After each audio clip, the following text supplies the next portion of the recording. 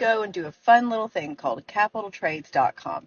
And that is where we can look at all of the crazy Shiite Congress does on the stock market.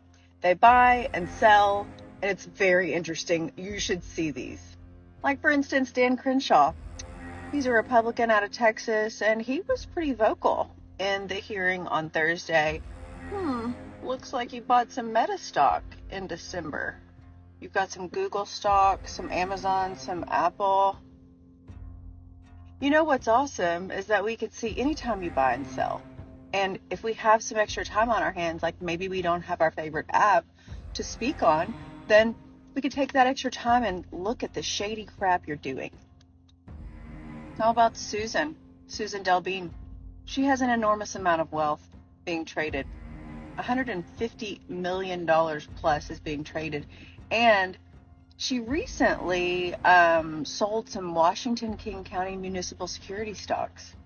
Why'd you do that, Susan? What was coming up? What kind of law was being created that you needed to sell that between $500,000 and $1 million? Maybe we could investigate. I don't know. We're going to have extra time on our hands. What about Mike McCall?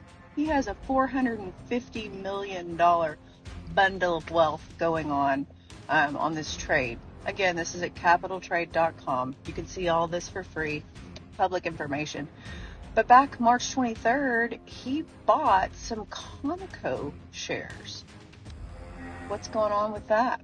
Why'd you do that? What kind of law do you know about going into effect? What are you trying to bring about? What do you know that we don't know? I'm sure it's something. John Curtis, you've got some Meta stock. You bought some over there on March 14th. I don't know, it could be sell. I'll have to look over, but you did something with some Meta stock. You've got some Alphabet stock. You've got some trades going on Amazon. We're going to have more time on our hands, guys. We're going to be able to look and see what Josh is doing with his $143 million worth of securities.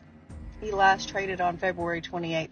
I'm just saying, it's probably not a good idea for us to be idle, because we can now look into all the shady shit you're doing regularly that we never really thought about before, because we were all just exchanging information freely and having a good time. The TikTok ban is not in Congress's best interest, even though they think it is, because the securities they hold benefit from the banning of TikTok. Food for thought.